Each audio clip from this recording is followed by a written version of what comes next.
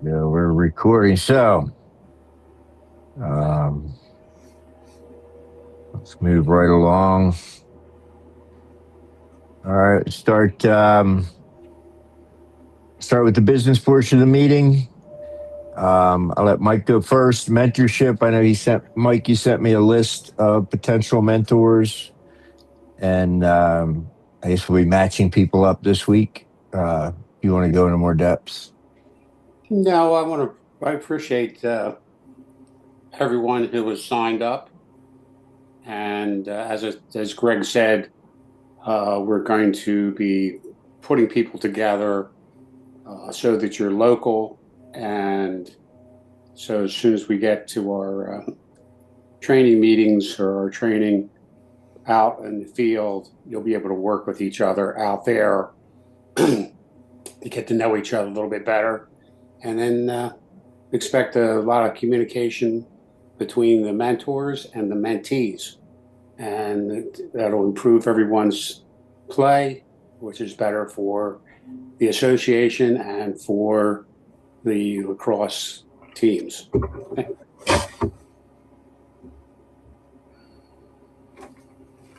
All right. So if you didn't get to sign up for mentorship, go ahead and do that.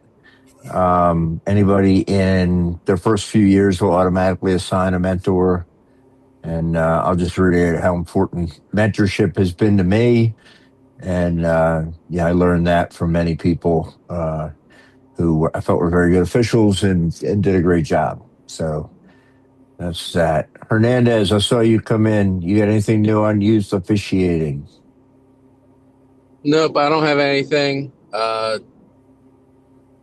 Just if you are interested and you want to do it, just let me know. I haven't got a start date or nothing yet. They haven't told me anything. Hopefully, they'll tell me something this week on a start date. Very good. Dino, treasurer.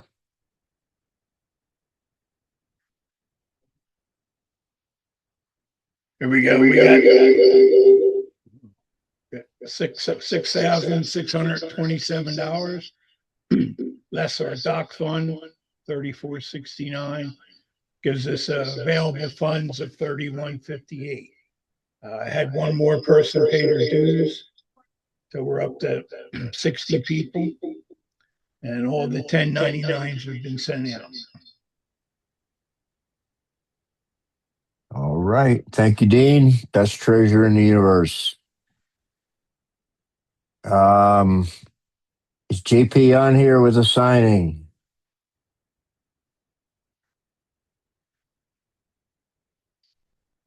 JP. I don't think he's here. Did you ever send him the link? Besides the first time that you already sent him the link? I did not. Okay. I'll send it to him now. Send it to him, see if he'll come on. He's in a good mood. He seems like it. So anyway, everything's pretty much the same with the signing. Make sure you have your blocks availability.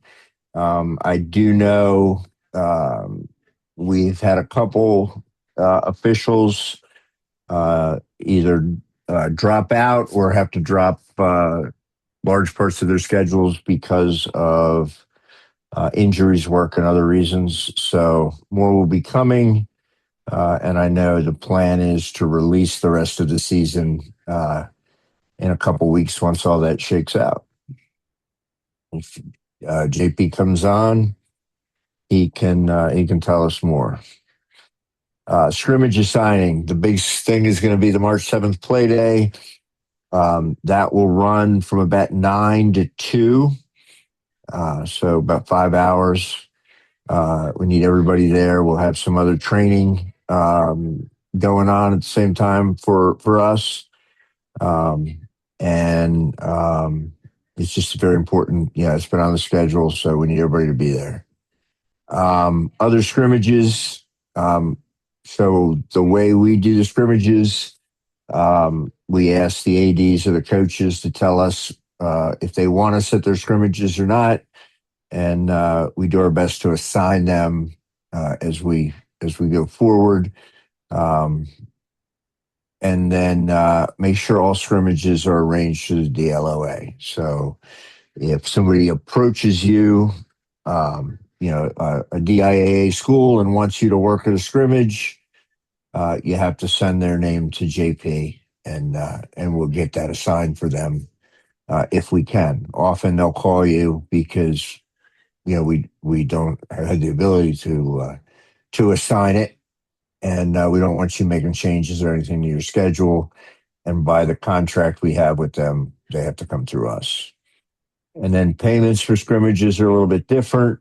It's roughly a little more than 50% is what the association gets for scrimmages. And then we do pass some of that along to the officials where we can. And then some of that is retained for, particularly for the year-end banquet. So, but we want to get guys out working scrimmages and getting ready for the season. Dragonfly, the practice test, they call it it's number one, I guess version 1. That's on Dragonfly now. That is not the actual exam that counts for your registration. That will load on March 16th and it'll close, I think, March 27th. So you'll have about 2 weeks to take it.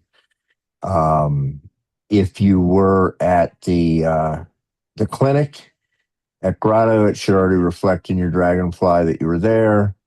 If you weren't at the clinic, the online version is there for you to go and complete, and then you'll be checked off for that. You just have to make sure if you do the online clinic or when you take any exam, you go back to Dragonfly and get your score or your certificate imported. And then Maryland guys, so anybody who's kind of crossing the line, they will take the version 2 score, even though it's different from the exam they're giving. The only thing is that because that exam loads on March 16th and Maryland closes on March 17th, you would have to get in there and take the test with us, and then I can forward your name to Ken Kazmarek and you'll get credit. If you have questions, just ask. All right. Next slide. All right. I want to go back to last week. I did, or not last week, 2 weeks ago at the Grotto. I misspoke a little bit about this rule, so I wanted to be very clear as to what it was. And then, has JP made it in yet? All right. So anyway, rule 6.5.2Y, it's under the illegal procedures, and situation 6.5.2A deal with the loss of the helmet. So the loss of the helmet's a technical foul. So if the offensive player in possession loses the helmet, or any player on the offense while they're in possession loses their helmet, they lose the possession. It goes to the other team. Loose ball, the possession goes to the opponent. If a defensive player loses his helmet and the offense has possession, it's a 30-second technical foul. The only time it's not a technical foul is a result of direct contact to the head. So if you have a direct contact, illegal body check, cross check, they do not serve any technical foul. There's no simultaneous foul or anything like that. Okay, other fouls, I'm assuming by the way it's written, that there is the chance of a simultaneous foul. The mechanic, in every case, the player losing their helmet has to leave the field until the next dead ball, which is technically the third whistle. So the first whistle is you kill play because the helmet is off the player's head. The second whistle is the restart. The third whistle is that's the next dead ball. That's when that player is eligible to come back on the field. If a player loses his helmet, he must leave the field immediately. Okay. And this is where, I misstated at Grotto. You hold your restart until that player enters the substitution box. So he has to get a foot off the field before you restart. Even if he throws his helmet back on, he's got to get off the field. Okay. This is still a regular substitution, so it's a sub on the fly. So make sure if you're the trail, you're telling the bench, hey, he can't come in, he can't come in till the other guy gets off. All right. So at least can maintain a little bit of that advantage. Okay. And again, reiterate, the player who lost the helmet must leave the field immediately.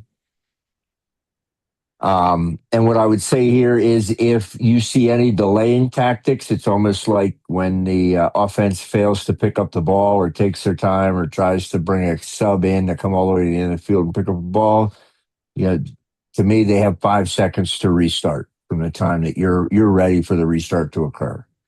Okay, so if they're dawdling off the field and you feel it's in an effort to delay the game, I would suggest you start with the arm chops, just like we do in the situation I mentioned a second ago. Okay. And usually that gets them moving. All right. And just hustle them along. That should not be a delaying tactic. Okay. Are there any questions about that? Greg, I have a question about one of the bullets on the earlier slide where it said if it happens to a defensive player, other team's got the ball. I don't know, something stupid, not illegal. He trips, right? He falls over his feet, helmet pops off. Flag goes up and we kill it immediately, or if he's out of the scrimmage area, we let it play. If a shot is coming, we let the play out. Like what does that sequence look like? Kill it immediately. Flag down, kill immediately unless the shot's in the air. Okay. Okay. Still throw the flag if the shot's in the air, but don't kill it until the shot is basically, over. It's no longer going to go in a goal. Got it. Thank you. Okay. And then, of course, if they score, the penalty time is wiped off. He still has to go off the field. If they don't score, he serves the 30-second penalty. And if he's a knucklehead and he throws his helmet off to try to stop the play, we have I would say host that's of options. That's unsportsmanlike conduct at that point. Yes. Perfect. Okay. Yeah. All right. Any other questions about that? I want to make sure we're clear because I did misstate. All right. Face-offs. Shao Fu has put together a great presentation on face-offs. So I will let Shao take it over. Is he still here? I'm still here. All right. So tell me when you want me to advance the slide. Advance. Oh, okay. Are you actually playing the video? I'll play the video, yeah, if you want. You want me to play the video? Great music. Yeah, this is really exciting music for everyone. It's a great video.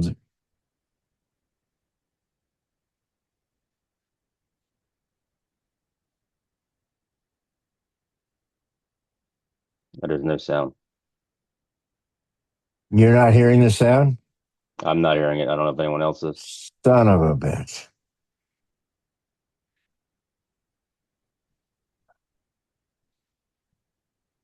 Dun, dun, dun.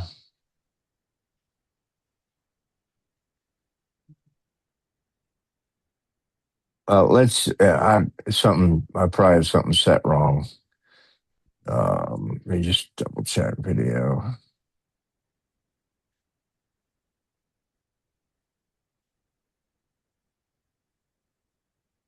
Here we go. Share computer sound in stereo high fidelity. As the official says down, the players shall move into their face-off positions quickly and together. If the players are not positioned properly, the official may adjust the player's positioning, including crosses.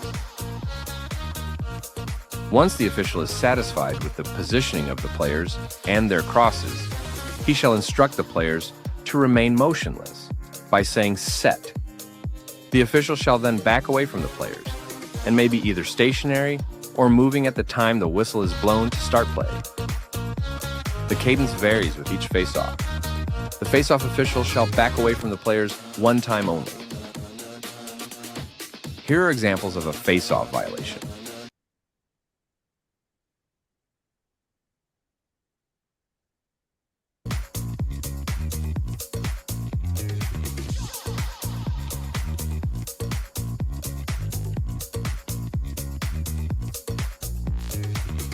These are examples of non-face-off violations.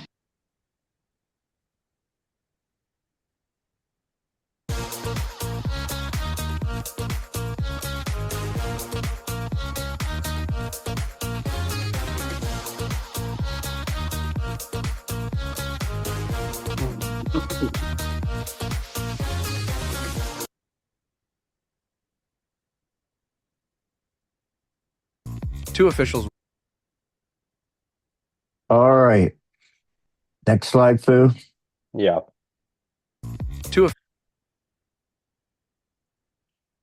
Okay, so one of the biggest takeaways from that video that I want to focus on is when you do have a face-off violation, you notice how big that they come up with it, signal, tell you exactly what it was, where it was on the arm, whether it was that or early or whatever else it may be. Everybody's watching you at that time. All eyes are on you, all ears are on you. That's a great time to slow down and let everyone within earshot know exactly what happened. We all know that nothing pisses coaches off more than not knowing what you called. When it's across the field and you need a quick restart, that's way more understandable.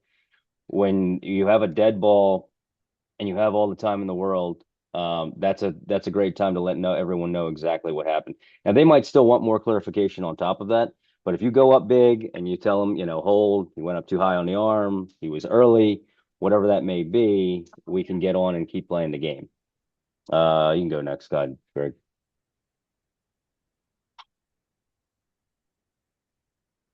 All right, how can we help ourselves as officials? We define our expectations. A lot of that is going to be in our pregame meeting. It's all about communication. This part is so I think we've talked about this before, but these are the two guys that you're going to have the most conversation with, and it's not even going to be close during a game, right? Like you have very minimal contact with other players on the field. Maybe other than the goalie, like these are the only players that we're really talking to. It's a good idea to have a good relationship with them and to keep those lines of communication open. Quick but not fast. Get them in, get them out. This is pretty much has always been my philosophy on it. The longer that you are conducting the face-off, the more time that they are down there, the more likely something bad is going to happen, right? Like they're coiled up, they're tight, they're ready to go. And you're making them do this, you're making them do that, you're talking to them about this, or like the longer it goes on, the more likely you're going to have a violation. And nobody wants to see a violation, right? Everybody wants the face-off to be clean. It makes the flow of the game so much better, so much easier for everybody. Next slide. Feel free to jump in at any point here, Greg. You look real comfy, though. I'm good. Our pregame face-off meeting. So after we talk to our captains, it's a good practice. Just be like, hey, do me a favor, shake hands, send me out anybody who's going to do a face-off. This includes that long pole that has no idea what he's doing, but might need to take a face-off in the second or third quarter. Some teams will have their own face-off coaches or a coach that specializes in the face-off guys, and he is always welcome to join in that meeting. I think it's a good idea, especially if you got a guy that likes to stand, in the box and stare down the or try to stare down the midfield line at you while you're conducting a face-off.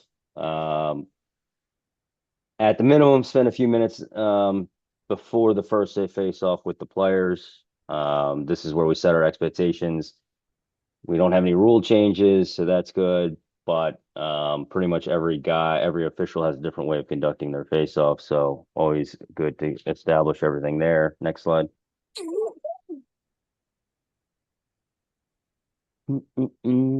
Solve problems before they happen. Know your message, answer questions. Oh, check sticks at best. Yikes. This should be part of your pregame. But usually we're going to let the R handle this. And then at the conclusion of everything they have to say, you'll be like, do you guys have anything to add? That's when you can kind of chime in if you have your own thing to do. But solving problems before they happen, go over everything that could possibly go wrong. But tops to stops, expectations, tell them, you're going to see our feet move a few steps. You're going to see us back out. There's been a couple of changes over the last few years. If these guys have been doing this for a long time, we've gone from backing out to being stationary when we blow the whistle to backing out again. So it's always good to remind players, this is the days of the swizzle are gone. If there's any kids that are still old enough to remember that. And again, that's part of being, quick, but not super fast. Like the swizzle is for sure gone. They should be able to hear the T and set before you blow the whistle. Next slide.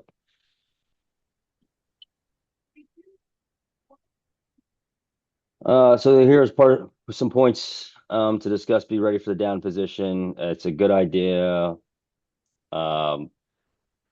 Stick above the knees is a good mechanic before we go down. That is not technically the rule in high school, right, Greg? They have to come down together, so that's how we apply that. It's not specific like it is in the college rule book, but it's implied in that they come down together. So you want them, with their hands above their knees. Yeah, I mean it's just a good. I mean, even if it's not expressly stated, it's a good way of getting both players to stay up. Having their stick above their, because as you lay down there low and he's leaning his elbow on his knee or whatever, it's just a good mechanic to have their stick above their knees so they go down together. Stick heads are top to stop. I think everybody knows what that means at this point, but ball stop to the top of the head and vice versa. Nothing in the neutral zone. As we are now exiting at an angle, the person that whether that be the single side. Well, I guess only in a three-man would we have this, but in a three-man where the single side is exiting out at an angle, it's a good idea for the helper to be straight out, so that he can see that neutral zone. Parallel, but not touching the line with anything, nothing like no gloves, no stick. Hands touching the ground and wrapped around the stick. This, again, is going to be especially important for the helper in a three-man game. The single side who's conducting the face-off is going to be able to see this before set. It's going to be almost impossible for him to see this as he's backing out. So that front hand with the daylight underneath of it, that's something that the helper is going to have to be on top of, along with the neutral zone. No leaning on the stick head. That's pretty obvious. No body parts on the ground. Obviously, we've come away without the knee on the ground for a long time. Next slide. For situations with no pregame meeting, yeah. I mean, like if you're in a scrimmage or something like this, and we're not doing an official captain's meeting, or we're not doing an officials face-off meeting, just spend a couple minutes. A good practice, like for even like winter league. Even we're not obviously not doing a face-off meeting, but I'll tell the guys before the first face-off, like, hey, wait for the whistle. You're going to see me back out a few steps. It's going to be different every time. Short and sweet. Next. Consistency is key. We are never trying to trick the face-off guys. It's not a gotcha moment. It's never supposed to be a gotcha moment. We do want to vary our cadence if we can, because we don't want them cheating and we don't want them being able to jump our cadence. And obviously, three different guys, three different cadences. That being said, we're not trying to trick anybody. So if if all three guys are consistent in what they're doing throughout the game, then we have as little violations as possible, and that's what everybody wants. Ball set on the ground, on the line, down, and this is where we get into corrections and adjustments. You, I, I am not a fan of touching sticks. I've never been a fan of touching sticks.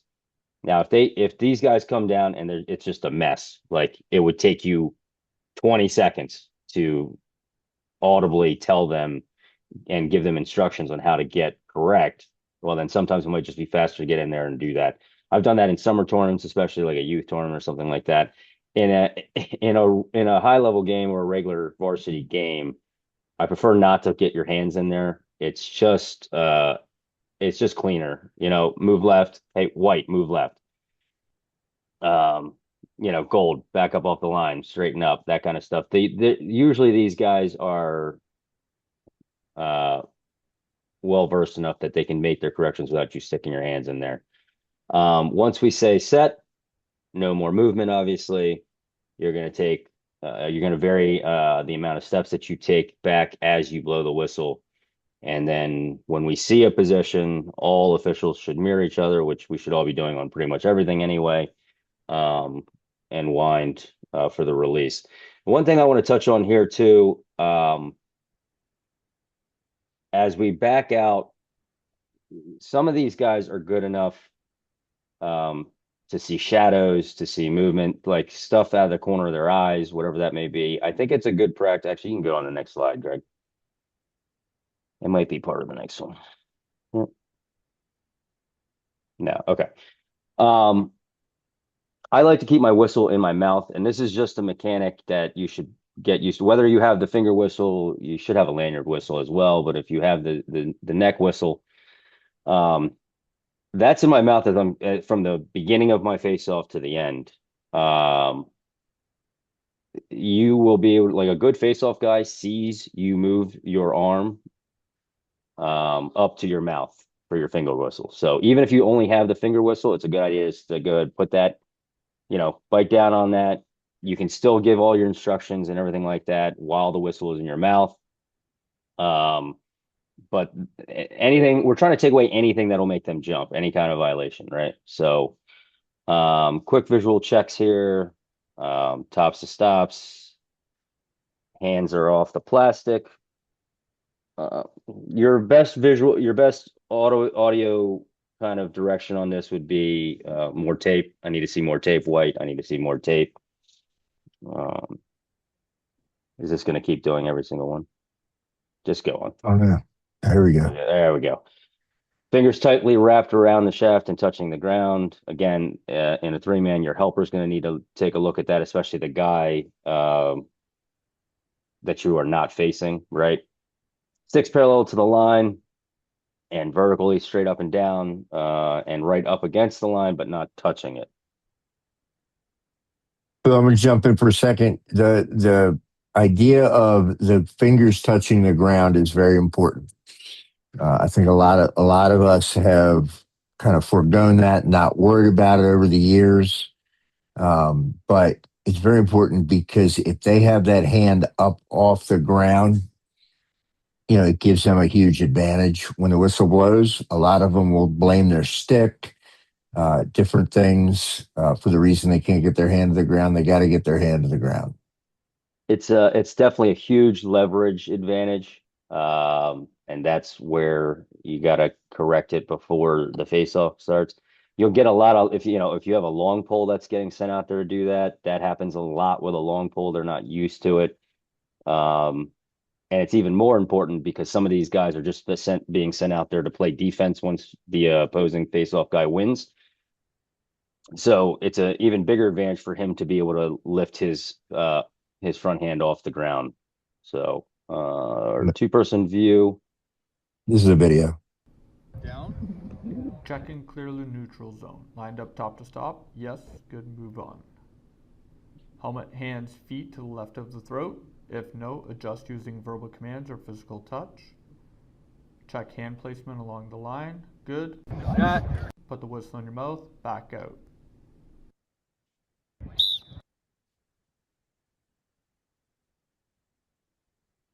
And I don't like the put your whistle in your mouth Check and there, clear but the neutral zone. Lined up top to Oh, stop. Yes. Good. yeah. Move on.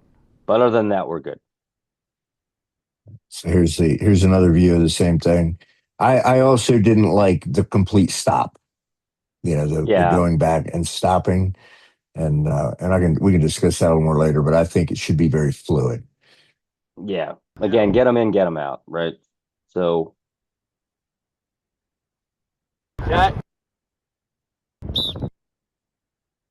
yeah, I There's mean, and it almost a doesn't. huge Yeah, disadvantage when he can because he drops 1 foot and then he leans back and he blows his whistle. It'd be very easy for somebody to look up and see that, yeah. particularly the blue guy.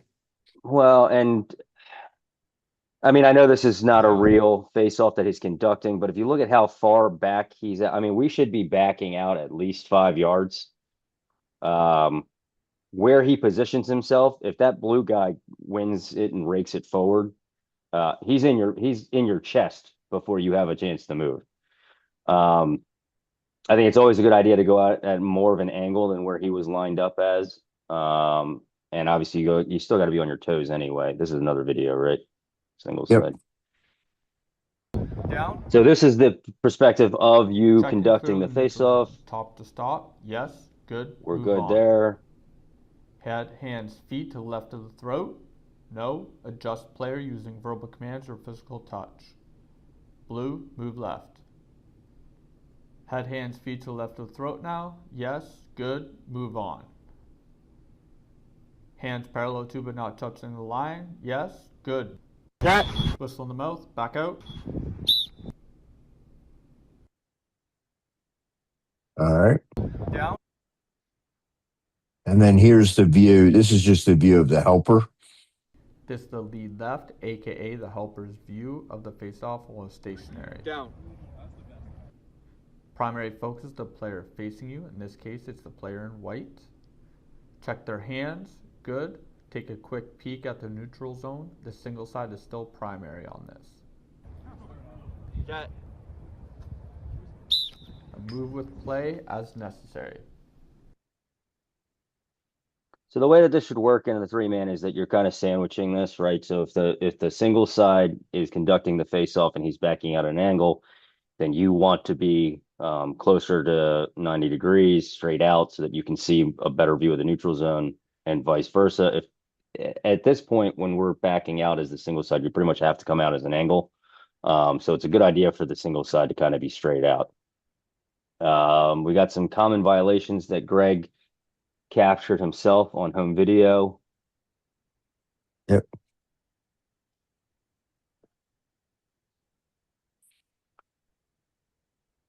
Oh, back. Hold on. Go ahead, Dan. Yeah.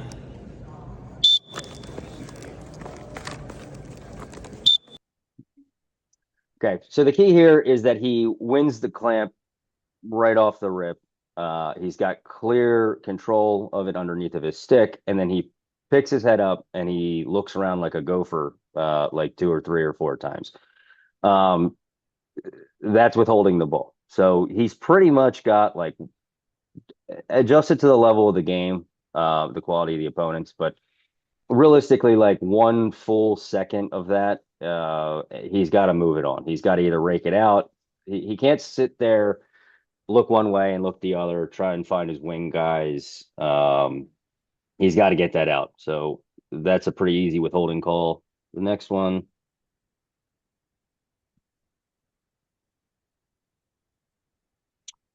Holding or pinning to the ground.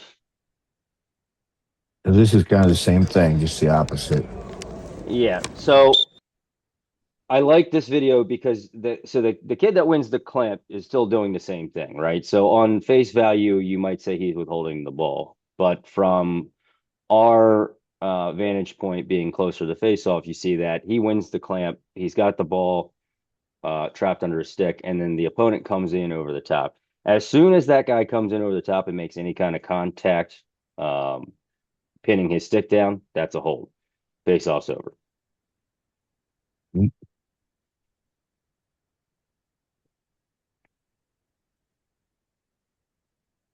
So non-stick related.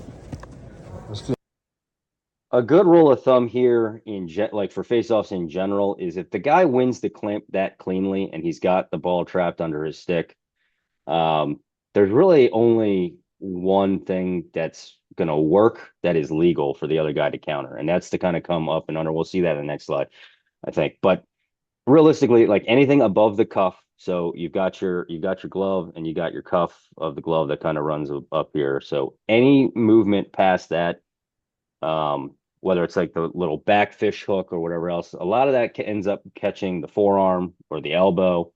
That's an immediate whistle.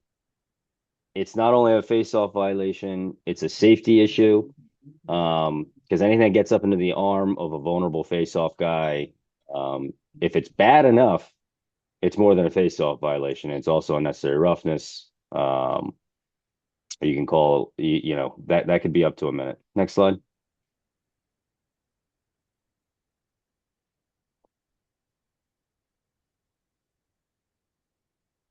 So this is an example of being able to get under the stick. No, I thought you were done. No, you're good. So that's legal. Now he catches the glove, but as we know, the gloved hand around the stick counts as a stick. So he doesn't go above the cuff of the glove. He kind of goes under the glove and rips underneath to try to get him to lift up, and that is a legal counter.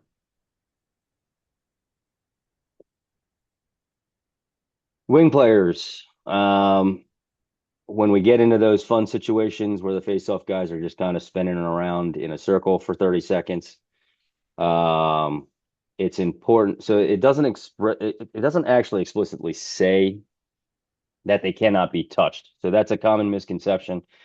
Everyone's shouting like, "Don't touch them, don't touch them," and we're all kind of dancing around them. You cannot interfere with the face-off, and they cannot be body checked because they're in a vulnerable position. So that's covered just like any other illegal body check. We can't interfere with the face-off by checking their sticks or going in after the ball as a wing player, but a tap on the ankle isn't exactly a violation either. Next slide. So, George, here. I think you and I had a game together, and you were explaining that to me. I always thought they weren't allowed to be touched. Now you're saying they're not allowed to be. What do you say? Like if they're go ahead. Yes, explain. So it's the same premise as anything else, right? Are you touched to the point where you're disadvantaged, or are you interfering with the face-off, or did you nick their ankle as you and the other guy are tussling for position? Did it interfere with the play enough for you to blow the whistle? To me, it's gotta impede that face-off player's ability to win that face-off for me to blow the whistle. I don't know, Greg, your thoughts? No, I kind of, especially when you get in that situation and the wing players are up there and you have that tussle back and forth, you're going to get some contact. Okay. And you just ignore that contact unless it creates a hold or something like that. They can also make sure, they can reach their stick in and interfere at that time. If they come straight in and they check the guy or they go lean in and try and participate in the face-off, you've got to kill it right away. That's illegal. And it's either just going to be a hold or it's going to actually be an illegal body check on a defenseless player. So it's kind of like everything else, advantage, disadvantage. If we've all seen that play where they're kind of spinning around trying to gain control of the ball. If the guy impedes the face-off kid's ability to spin around, well then yeah, that's a violation. But if it's just a nick as they're kind of tussling for position, and it's a good way to get the ball off the ground too. If you see, if the one wing kid gets pushed into the other face-off guy, it's a good way to get the ball off the ground. But for the most part, it's not an automatic. The moral of the story here is it's not an automatic whistle. It's not an automatic violation. And I would say talk them through here a little bit. So kind of the best thing to do is when all those wing players come in and the ball is still technically a face-off because it's in the center, you know, stay out, no contact, no touch. Let them know what the expectations are at that point. And usually it goes a lot better. I don't think you ever see anybody. I mean, I've never seen any wing guys actually get in there and try and mess with the sticks. They're Yeah. usually dancing around pretty careful. They're trying to avoid them as much as possible. Yeah. No, it's a lot of boxing out and stuff. Yeah. Usually somebody gets shoved into it if you have contact, but players in the penalty area during a face. Thank you. Sorry, go ahead. Yeah. Thank you. If you got a guy in the box during an next face-off, so as we know, like any personal foul, even with a goal scorer, you've got a man down face-off coming up. So the wing must be left open. Way back in the day, I think you could bring a guy out of the box and be man down in the box. That's no longer a thing. So you got to be man down on the wing.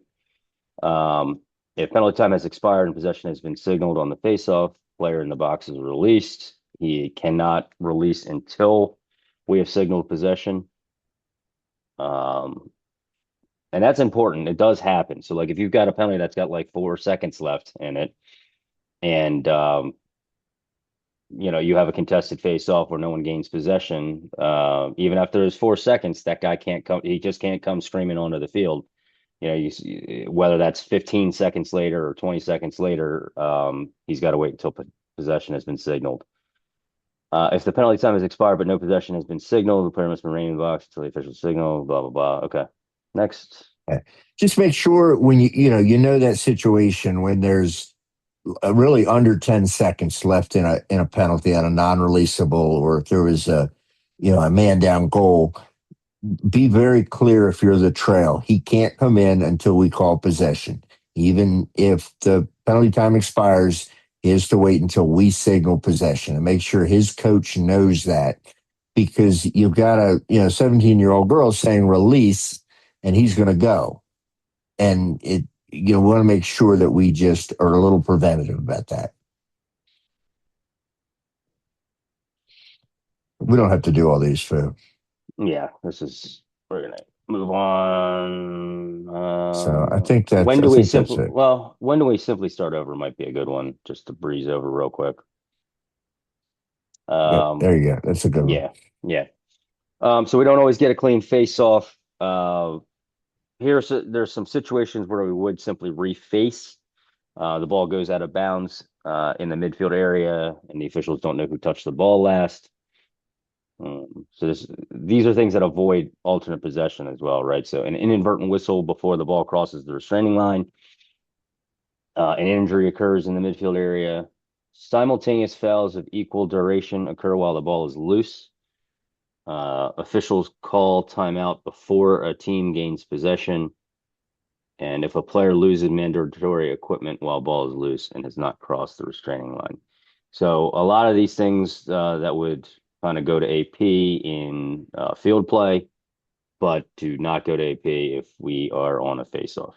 We would simply reface the ball here.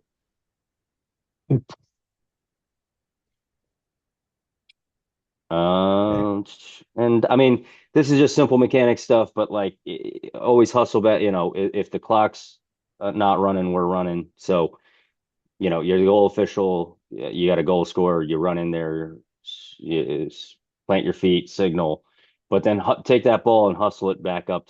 If we're sitting there waiting for their teams to get set, that's fine. The team should never be set up at the at the face-off positions, and we're not there with the ball yet. In a 3-man, you're going to let the old single side come in, and they should be running in as well, and you're just going to make sure that there's no extracurricular activities. And that person being down there and staying slow down there after a goal scored allows the single side to take the ball and hustle straight back up to the face-off X so that we're ready to play. All this is just better for flow of the game. It's better for the face-offs.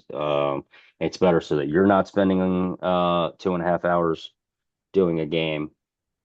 And I think that is it. Does anyone have any? The less, dead ball time is deadly. So the longer there is after a goal before the face-off, the more likely there is something wrong to happen. The other thing on the slide that is one of my pet peeves, wait until you're in position to restart the face-off and you're waiting on players to write anything on your card. You always want to have your eyes up in this situation. This is when, players are crossing, moving around. You could have a lot of shenanigans at this point. And if you're up and looking and present, you're gonna eliminate them before they start. Is that it, Fu? Yeah, do we have any questions? I didn't look at the chat. Hey, Greg, any quick question from Dave Leon? Yeah, go for it.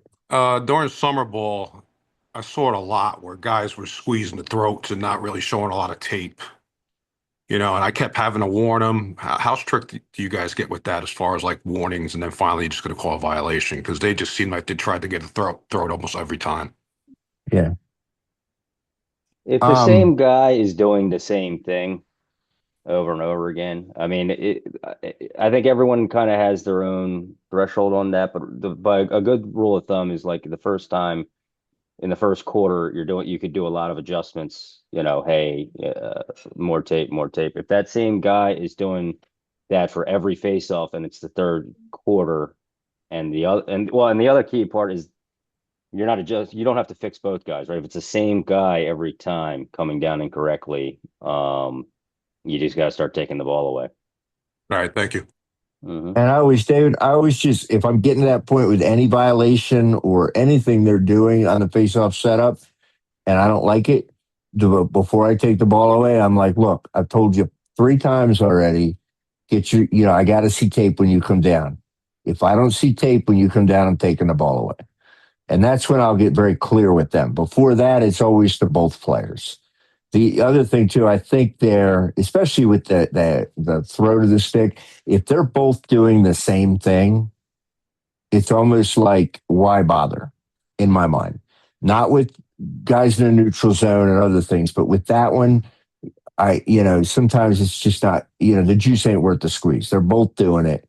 And that's just my opinion. So. Yeah, no advantage if there's no advantage gained by what they're doing, you're just going to start. It's just like beating your own head into the wall, trying to adjust them both every time. Like if they're both leaning a tiny little bit, and it's the same amount of lean, I'll just go. That's still an even face-off. The goal is to get a clean and fair face-off every time. It doesn't have to be perfect. The lean might be a bad example actually, because if you can kind of see down the line on that. But in general, get them in, get them out. But leaning, tops to stops, those kind of things. If it's kind of equal, it's not. It just, you end up taking too long. And just get them in, get them out. Greg. Yes. Yes. As far as the new rule is concerned about constantly having to adjust somebody, what is DLOA standard going to be? Extreme So, patience. like I said, you warn when you see something you don't like in a face-off. You make the adjustment. The next face-off, if it's the same guy, you warn both of them. Okay. If you've had to adjust the same guy, let's say the 5th time, you've done a couple of warnings, you've talked to him, okay, take the ball away. Don't wait very long. We don't want to see you all of a sudden deciding in the 4th quarter to take the ball away in a 1-goal game for something that's happened the whole game. So, depending on how severe it is, 3, 4, 5 times, take the ball away. Take it early when it doesn't seem to matter as much, and that'll fix it. And also, another kind of thing I try to do is, if I'm having a problem with a guy not listening, I got to adjust him, and I'm running by that coach. Hey, and especially if I know the faceoff coach, hey, you got to tell him he's got to do this, or I'm taking the ball away. I've told him 3 times. So now you've tried to do everything you do to help that kid so you don't take the ball away.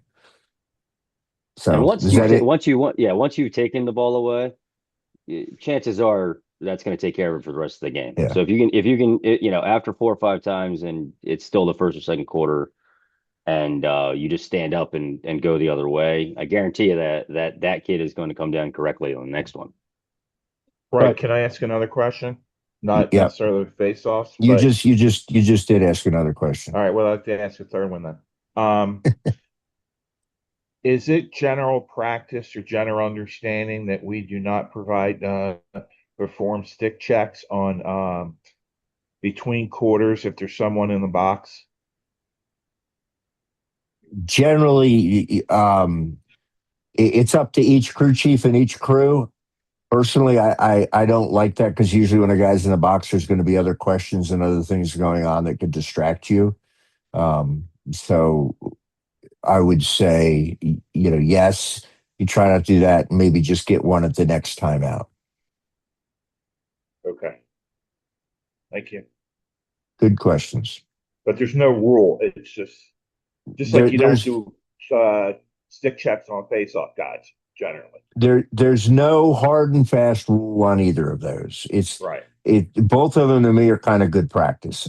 I personally don't like doing stick checks on a face-off guy because his stick is becoming illegal because he's playing in most cases. Right.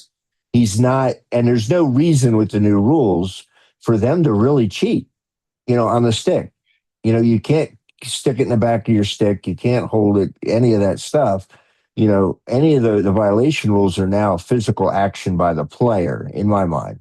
So I don't like doing that, but, it happens.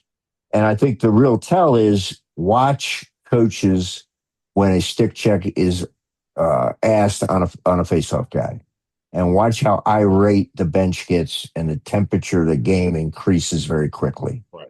Yeah. Because it's kind of not fair, especially when you have two really good faceoff guys and two strong guys, and they're twisting and bending those sticks, and then now you're going to check it.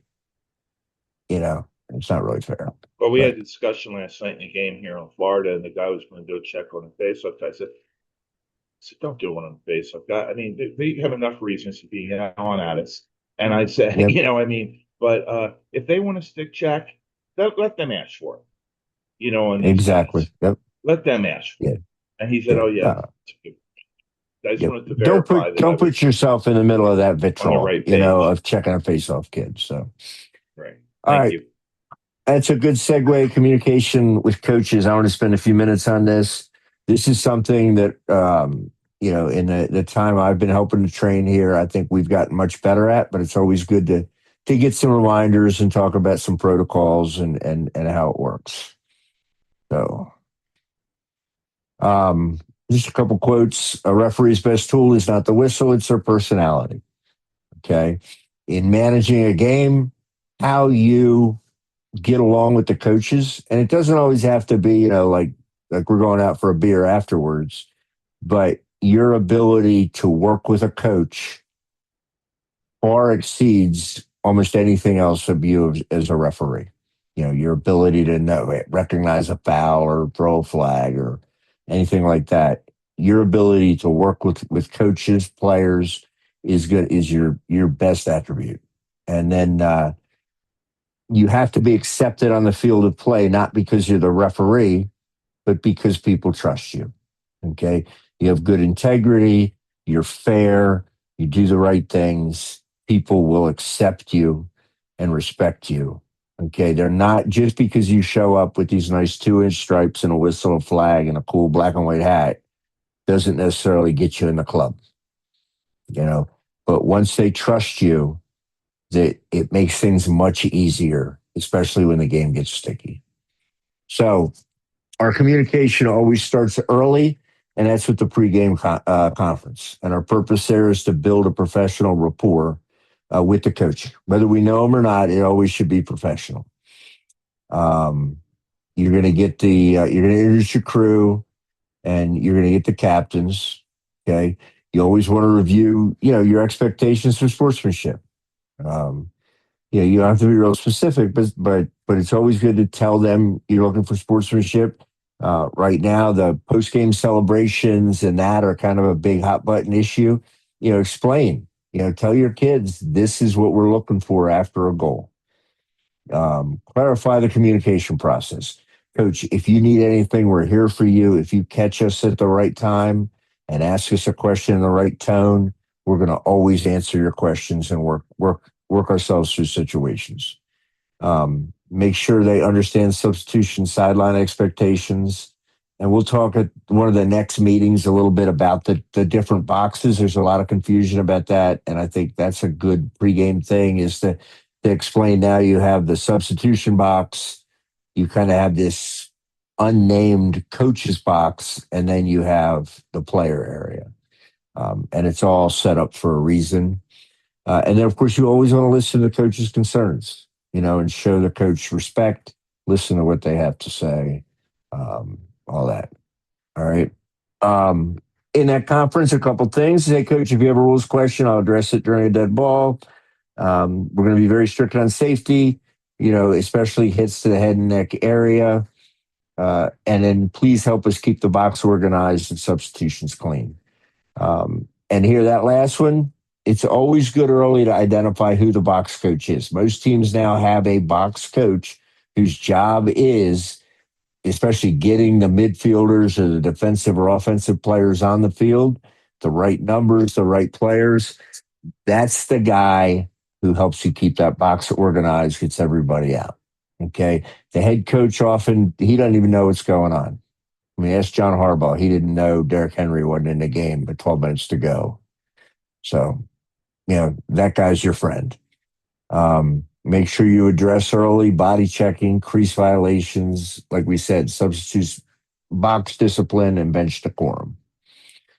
All right. This conference should be brief and you should be confident. Okay. This coach has 80 million other things on his mind, getting his team ready. He doesn't need you to talk to him, at him, with him for 5 minutes. Talk calmly, make sure you're making eye contact, and keep it professional. Okay. And these clear expectations, they're going to reduce a lot of problems later. Okay. You can always go back to your pregame conference if you had a good, professional, confident conference. Okay. This is another thing that happens a lot. So you walk up and, hey, coach, you got anything for us? Anything you want to discuss? Any concerns you have about the game? When you go back to the other coach, you want to share those in kind of a generic manner. So it's much different to say, hey, well, we were over there talking to coach. He shared some concerns over how the faceoffs have been conducted in past games. Instead of, hey, he said your Fogo cheats and it never gets called, so we'll be looking for it. You're going to get a lot more out of the first statement. Coaches sometimes will tell you too, especially in the day of the 10-man ride, hey, we have this certain call, we have a certain call, hurricane. And that basically they'll go into a 10-man ride and, our long pole is going to shoot the ball towards the goal. And we want you to know that. Or they might have a special substitution play and they're going to tell you what it is so you don't get confused and end up calling them offsides or too many men or something illegal because you're confused. Okay. We don't want to go tell the other coach that stuff. We just want to tell him if they had a concern about that team, we want to figure out a way to nicely tell them what that concern was. Okay. All right. In game, talking about calls and no calls. Okay. We want to be clear. We want to be brief. We want to be rule based. All right. When a coach questions a call, always listen. Never blow them off. Nothing pisses a guy off and will send a game south than you just ignoring him. Listen, state what you saw, reference the rule that was applied, and move on. Okay? Pretty quick, pretty simple, but you're at least giving him that opportunity to talk. Hey, coach, he pushed him from behind. Okay? There was contact to the head. That's illegal body check. He used his free hand to hold off his defender. It's a ward. That's why we called it. Okay. This is a big one a lot of times because you'll see a goal get taken off. He was in the crease prior to his shot. It happens a lot with pushes. We used an example last week of a push right by the crease. Often, if the player has stepped in the crease and then he's pushed, the play is already dead because he stepped in the crease. But you have to explain that. You don't, just like with the face-offs, you don't want a lot of confusion. Okay? And here's a couple ways to do it. So let's say a coach is complaining about a slash that was called. Which one sounds better? Coach, he just hit him too hard. Or, coach, he hit him in the arm with reckless abandon. Where else have you heard the word reckless abandon? Rule 5, slashing. That is exactly the definition of slashing. So if you use that terminology, you're going to win the argument more times than not. Okay. Illegal body checks. I always hear guys say, well, he took a 10-yard run at him. That made it illegal body check. I dare you right now to look in the book and tell me where that's a rule, because it's not. And a good coach will eat you alive. Okay. So you want to be very specific. Coach, he hit him more than 5 yards from the loose ball. Coach, he hit him from behind. He was defenseless. Okay. Anything like that. But always use the terminology in the rule book. It makes more sense, and it shows that you've actually read the book. So, all right. So use rule terminology. Always be calm and concise, and keep those explanations very short. Okay. Don't debate a judgment call. If a call is a judgment call, coach, this is what we saw. This is what the call was. That's what our judgment was. Repeat that explanation a couple times within your 10 seconds. Okay. And then, or don't repeat the explanations, one time. Hey, this is what we had. Don't get drawn into emotional exchanges. Don't let him take your temperature up. State the foul, state the reason, move on. All right. When play is live, okay, and the coach has a complaint, it's always good, especially if you're the trail. Cruise by him, he'll tell you, just listen to him. Don't have those conversations across the field. If he wants to talk, if the coach starts yelling at the guy across the field, if you're on his side, say, coach, I'll talk to him. I'll get back to you. Or we'll be switching soon. He can answer your question. That at least gives the coach, the knowledge that you've listened. All right. During timeouts and period breaks, these discussions are always in the coaching area. We should not have coaches coming out on the field into our huddle during a timeout or a period break and talking to us. Okay. At halftime, when we're coming over to get a drink and to kind of debrief and rest for a second, we shouldn't be having those discussions. Okay. If they come and kind of approach us, we keep it close to where they are, and they should be very quick and concise and very rare. All right. And this is a video, I shared this last year, and this is an example of what we don't want to do. All right. We already have a flag on the ground. All right. The black team has already come out of their huddle, and the coach is still with them. And we end up with a fairly protracted conversation. It goes on probably for longer than the timeout should go. Okay. So at some point, somebody on that crew should walk that coach back to the bench. And that's the best way to handle it. Coach, we can't have that discussion out here. Okay. This is not how it's done. It's not the way these discussions are laid out in the rule book. Let's go back over here. And as you walk, just kind of try to talk to him and calm him down and go from there. Coaches always have the ability in the rule book to come out and discuss with you a specific situation where they think you misapplied a rule. And there's a process for that, but it includes coming to the table area, not on the field. It includes involving the other coach. It includes the chance he's going to lose his timeout. So, make sure you know that. And far too often last year, I did see those conversations where coaches are out on the field talking to us. It's a terrible look. It looks like he's getting all our time. The other guy's not.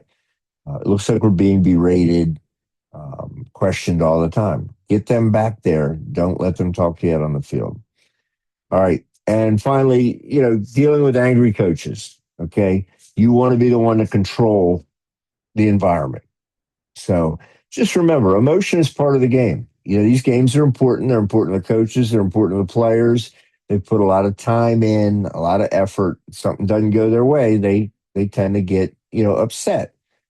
The best thing you do at that point is stay composed. Okay. Also, sometimes recognize the difference. Okay. Sometimes a coach just has an emotional reaction. He's upset that something happened. Things didn't go his way for a variety of reasons, and some frustration comes out. Okay. Unless he's personal at you, let that go for a second. If it gets ridiculous, then go into your toolbox and fix it. Now, if it's unsporting, okay, he's arguing forever. He gets personal, okay? He's telling you what he really thinks about you. Then you have to handle it, okay? And some of those will be disagreements about penalties, being upset about something happening in the crease, complaints about stalling, frustrations with face-off violations. Those are things that do tend to get them up. So the best way to do this kind of a framework, acknowledge they're upset. Coach, I know you're frustrated. Okay. You could add, my partner was right there. Okay.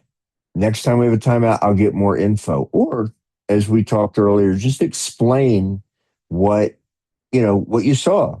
Okay. Set a boundary. After, that 10 seconds, 15 seconds, if he's coach, that's enough. Okay. After that's enough, I give him another, 5-10 seconds. Coach, this is your last warning. Okay.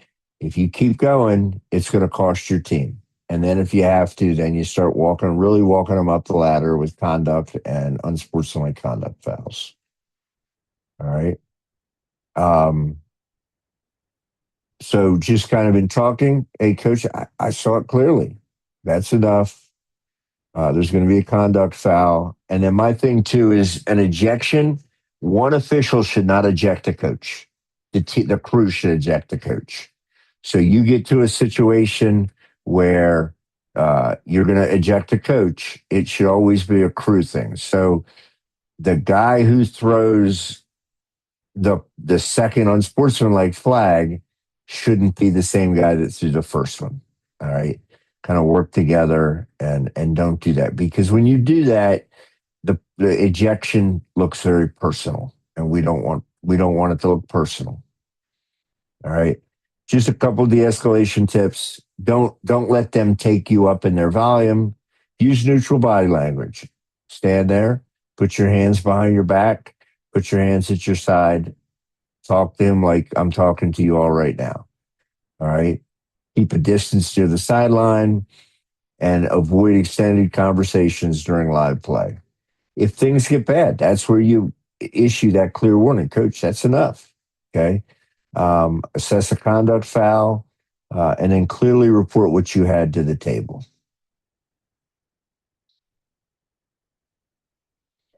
Now I lost my slide. There you go. Just remember, your calm presence stabilized the game. You set the emotional standard for the game. And kind of going back to the pregame conference, if you're professional, you're courteous, you're clear on what your expectations are, it often makes these situations much better. I thank you for your attention for those last few slides. I will say And this new JP NFHS Bennett. committee is. So that's all I have for you. Do you guys have anything for me?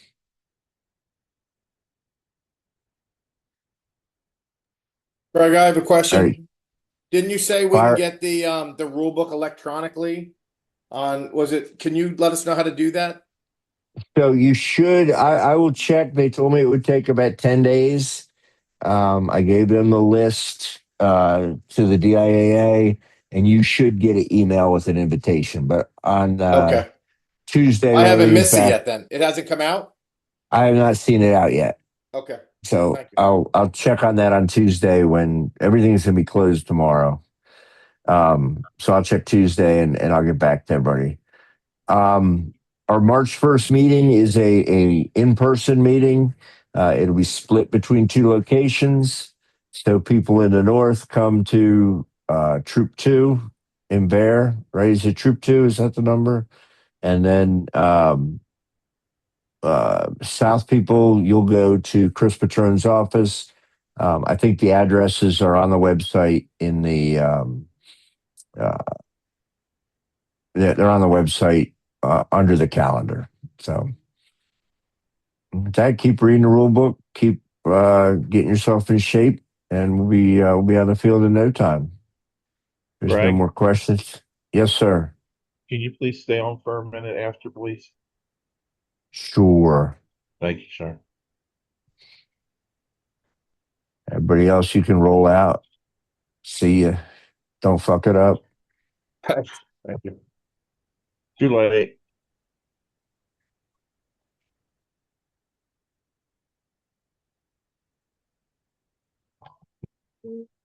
Waiting for everybody to roll out here.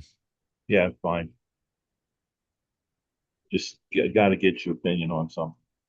Uh,